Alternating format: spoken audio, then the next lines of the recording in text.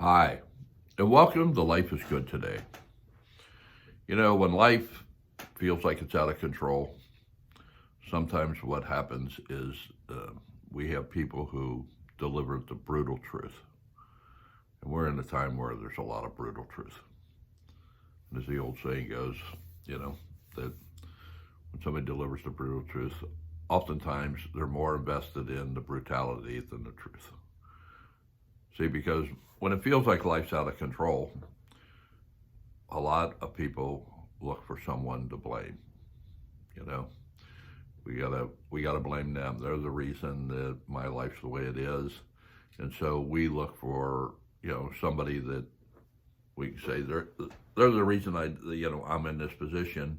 And when we look for somebody to blame, then we also look for a hero, someone who's going to get us out of it. I mean, if you don't believe me, sit down and watch the Hallmark movie channel for about 2 or 3 days. You'll see it. You know, you got to have a problem. You got to feel out of control. You got to have a villain. Then you got to have a hero, and then everything works out. And so that's where we are as a country right now. We are where we got to fight each other. We got to blame other people. A lot of brutality and you know, and so we got to look for that hero, and that's what's happening. Everybody's looking for a hero that's going to save us, and of course, that probably isn't going to work real right. But that's been since the beginning of time.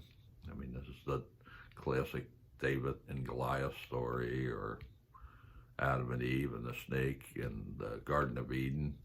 It's all those stories that teach us that we're always going to have a enemy, so to speak, that we got to go after and beat up and blame. And then we'll look for somebody who's going to be the hero, who's going to lead us to the promised land and get us out of this mess. And so that's the way life seems to work. And for me, I talk about it a lot. I got my book behind me here, is The Jungle to the Boardroom. Is when I was in Vietnam at 20 years old, it was a wake-up call for me. And what I learned, my opinion about this country, my opinion about leadership, all those things changed when I went to Vietnam. It was like, wow, it was a whole different reality.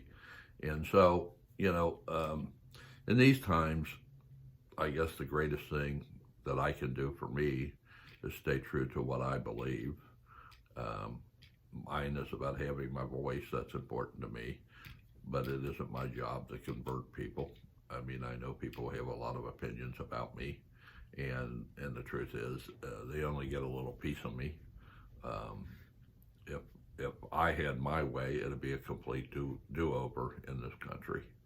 It's like I think we've worn the old system out. It's like, okay, what do we need to do different? This is out of control.